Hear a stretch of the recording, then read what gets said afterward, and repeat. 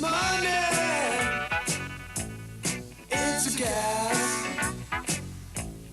Grab that cash with both hands and make a stash.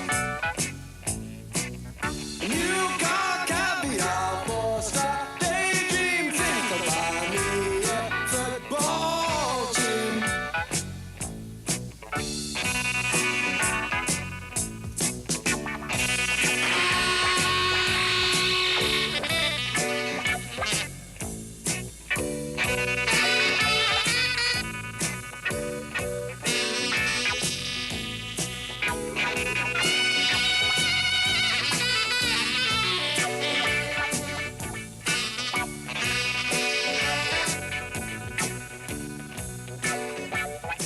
It's glamorous, exciting and expensive, and powerboat racing is now one of the fastest growing motorsports.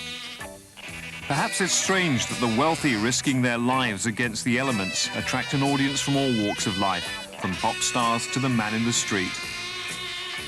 The high finance doesn't stop at sea. The lorries and trailers that carry these boats cost tens of thousands alone, and that's before you think about hospitality wagons and offering caviar and champagne to your friends. The sponsors roll their money in, from fish suppliers to petrol and oil companies. Of course, the biggest sponsors are the wine and tobacco barons of the world.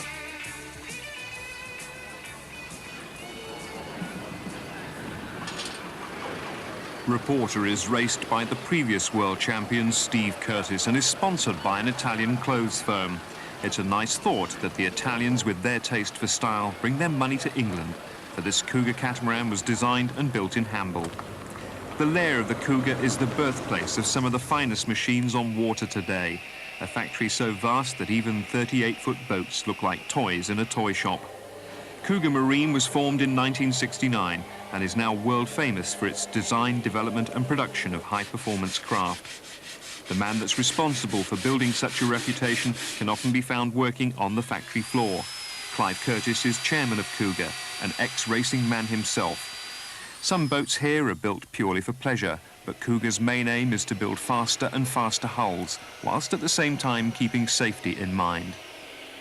A customer with a yearning for speed is about to see his new boat for the very first time. Something or other and put the name on, yeah. I mean, Gordon.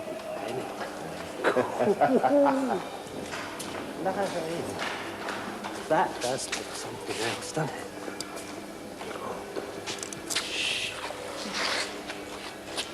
Bloody hell. Absolutely amazing.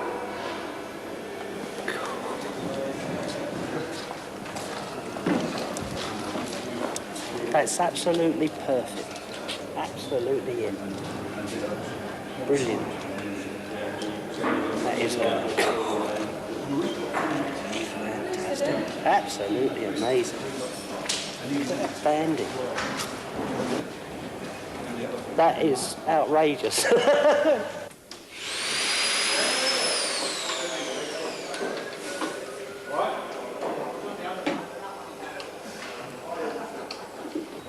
When we talked about this boat right at the beginning with Clive, you know, we wanted something a bit outrageous, something nobody else had done, and between us we decided, Clive Curtis really, he'd seen something done in America on similar lines, not in these colours, and we thought, right, we'll go for it, and we did one or two sketches, and this is what we came up with. I didn't quite know what to expect, of course, you know, not having actually seen it on a full-size boat before, and it certainly worked, yeah.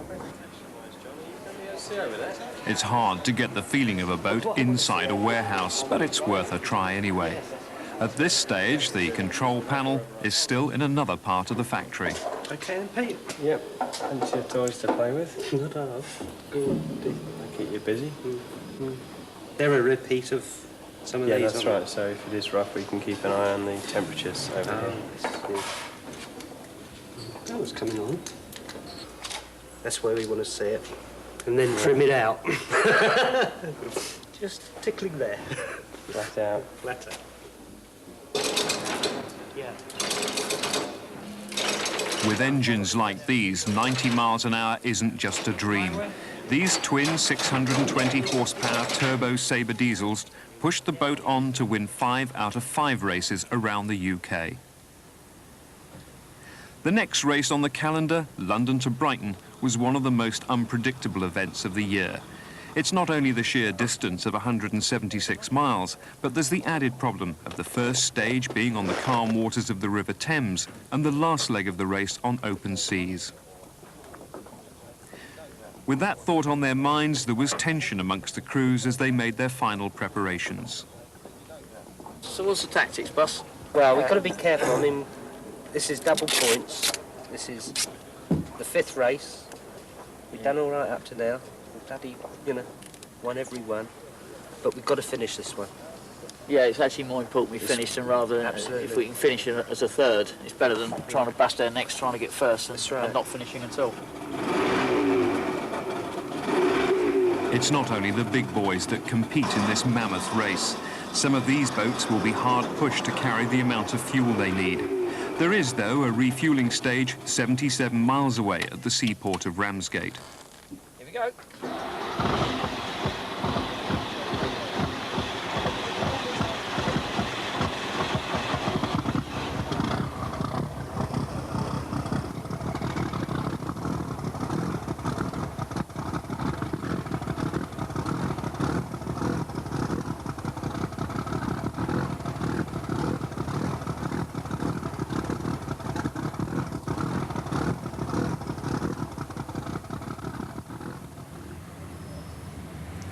Ten o'clock in the morning and the peace and quiet of the River Thames is about to be shattered.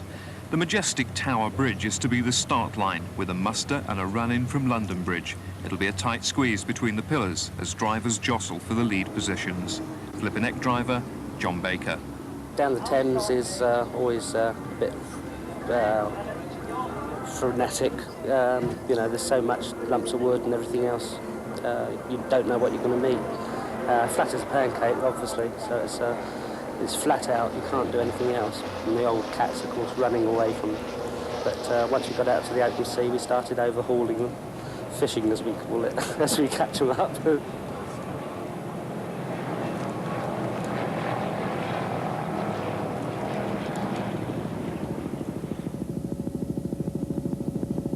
This was the easy bit, right? There's 77 miles in an hour and 5 minutes. That was easy. Now the hard bit. The run from here to Brighton is going to be a lot rougher, particularly off a beachy head. And when the going gets tough, the tough Get going! Come on, boys. Let's go give them some. Rather like a car rally stage, boats are timed in and out, with 2 hours allowed for refuelling and sorting out last-minute problems.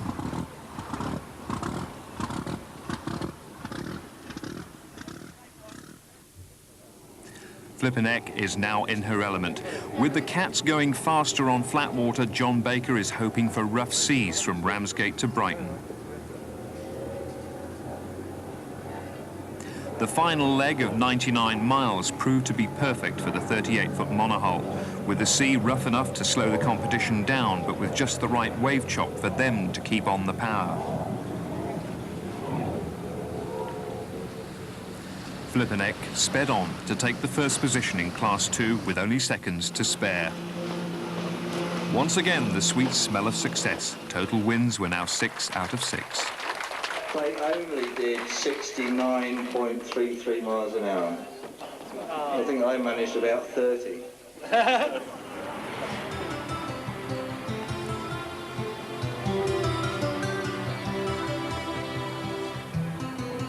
The battle for the prestigious Gold Cup brought John Baker and his team to the tranquil island of Guernsey.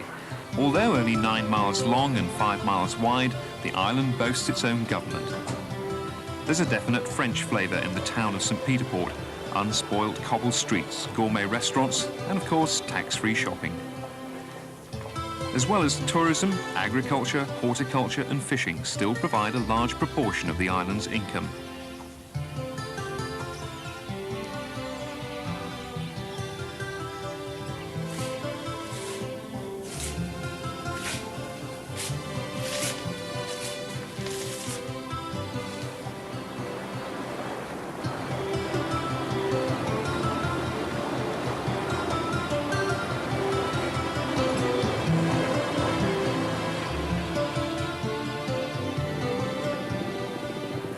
Each year, Guernsey attracts more and more spectacular events. July saw the return of the Swan European Regatta. The island has gone out to market its greatest natural asset, and the marina facilities are second to none.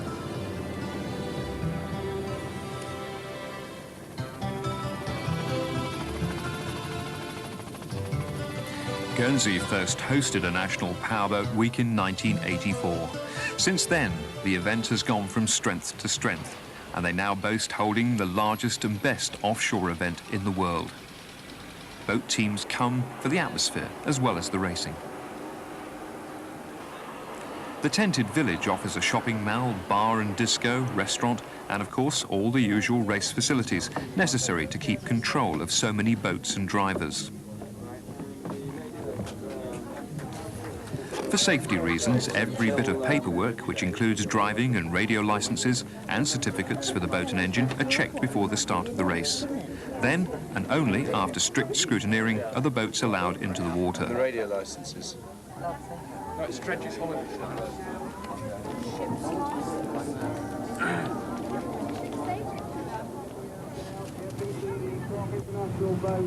Heat 1 of the Guernsey Gold Cup, and conditions are perfect for John Baker.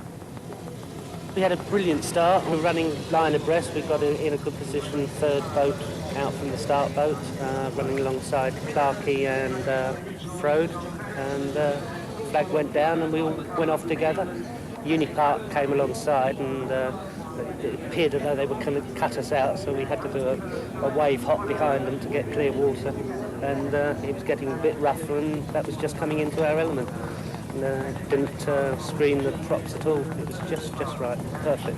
Had this horrendous noise, sounded like a turbo gone down, but we think it is just a simple Jubilee clip, came undone, and lost the boost, all the air coming out of the joint. To emphasise how noisy it was, if you're doing 80 miles an hour, wearing a crash helmet 8 feet in front of an engine, and it's deafening, it's definitely some loud noise, so I shut the motor straight down to make sure we didn't do any more damage than absolutely necessary to it. And we didn't unfortunately notice that the hose clip had broken. And you know, we had 2 hose clips on everything. One had broken, the second one was slightly loose, so we were losing the boost through there, which is, you know, a stupid thing to fall out on really, but life's a bitch and then you die.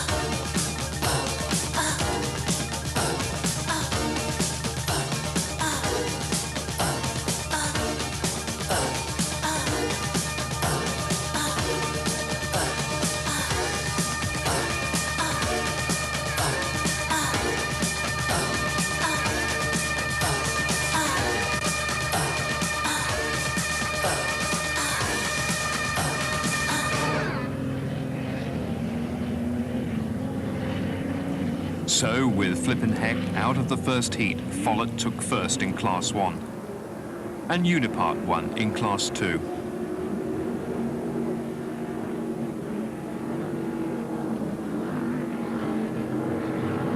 During the race, Clark was plagued with problems. When we first stopped on the first lap, some electronic gizmos inside the left-hand motor gave out, so we stopped for about 2 minutes. My navigator's an engineer, he's a qualified engineer as well, so it's helpful. In fact, we stopped 3 times during the race, and each time we fixed it. We had spark boxes which affect the fuel ignition system pack up, and we cured all those problems. And each time we caught back up to the pack, and we were just about to take over again, and we had problems again.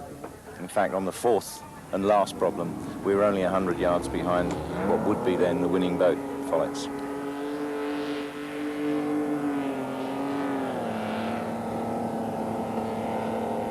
Sad news for John Clark, but a later race with Class 3 2-litre boats was won by an all-girl team, driven by his daughter Tracy. It's still a male-dominated sport, and the girls get mixed reactions at the various venues.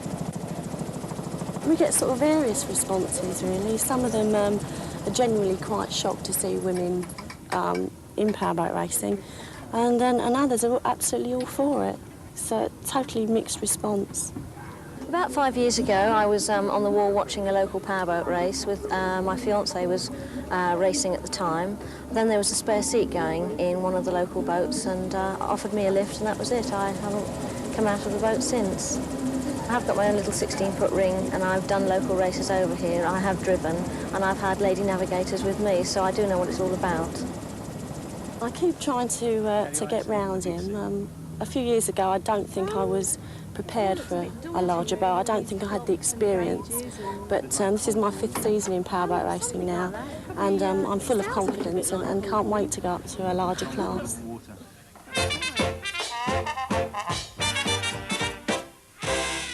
Many hands make light work, or so it seems. One of the highlights of the Guernsey Offshore Racing Week is the decorated boat parade. This year, it had a circus theme.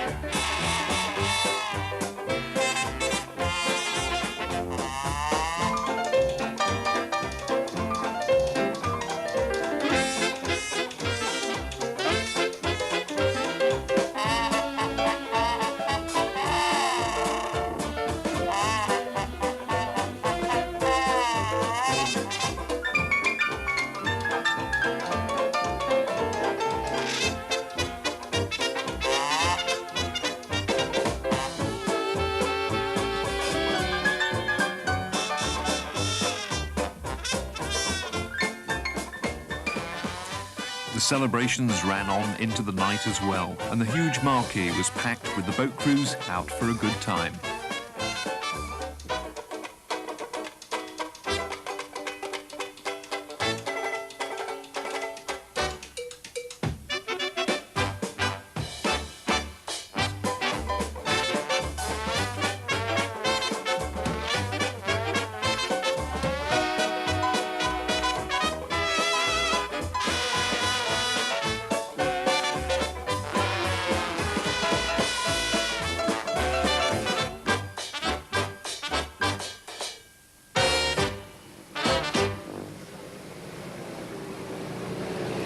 The next morning was the final of the Guernsey Gold Cup. There was no time to worry about sore heads. Flipin Eck made her way to the muster point. Unusually, the team had changed. Because the crew was running, we knew we were out of the Gold Cup, having failed to finish in the first race. We decided to take the lorry driver with us, who is a great help, a guy called Larry, top man, works as a cherry picker, lifting stuff up. And, you know, he wanted to come out and do a race at some stage, and this was the obvious one. But we kept Heather in the back to pass polos round. But the one wave we did hit to get airborne, she lost the polo, so we had no food. Very irritating. Flipin Eck would be up against a strong field of catamarans. These twin-hull craft once had a poor reputation, extremely fast in the flat calm, but slow and difficult to manoeuvre in the rough. Advanced designs, though, have overcome many of the handling problems, and even die-hard monohull skippers have been converted. The start of the race, and Flipin Eck, positioned closest to the start boat, raced off into the distance. We had a beautiful start, as seen by the choppers. A beautiful start. When we put that old boost in, you could see her go away, and we thought we had it made because we were keeping up with Unipart on the early part of the race. We knew we couldn't catch him, being so flat, but all we had to do was keep behind him and hope he broke. Unfortunately, a valve stuck not long after the start, and we were going round on 11 cylinders instead of 12, which actually meant about 10 miles an hour. So we saw 70 on the clock instead of 82, 84. Yeah, and it was the race we wanted to test the boat at, because being so flat, you could just get a run start by going across waves, etc. And you could get the nose up at the right angle and see how far she would go. But it wasn't to be.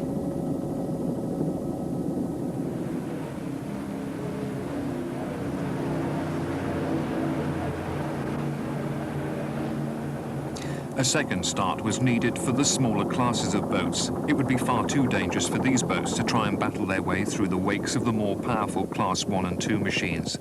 The Clark girls went on to win the finals and became the world champions of Class 3 2-litre.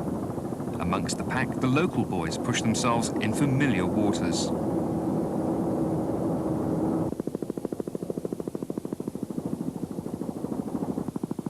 Jason Hunt and Lyndon Trott used the latest in computer technology, never before seen in powerboat racing.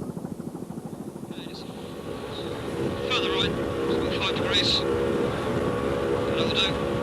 I'm on the ball. Course is good. Okay, there's been a chop at the turn, boy. Powerboat's turning it up a bit. Right on our heads.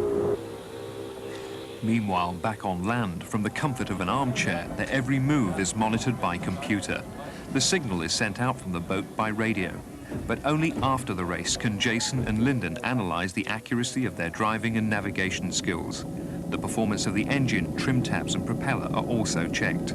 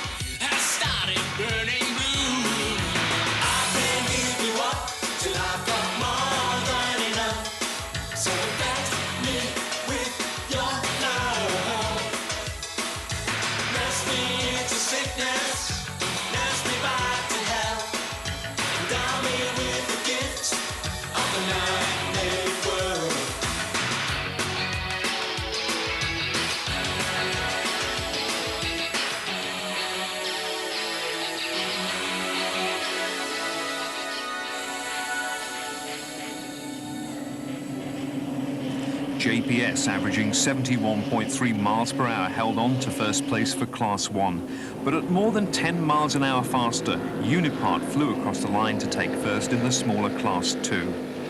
It was an emotional time for John Baker, who'd obviously had problems. Almost is 2.5 days away.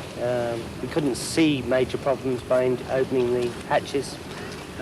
We knew there were major problems, but scrutineering is Friday. I've managed to get a dispensation till Saturday morning, but the race starts at 12 on Saturday. So we've got 2.5 days to put that boat right again.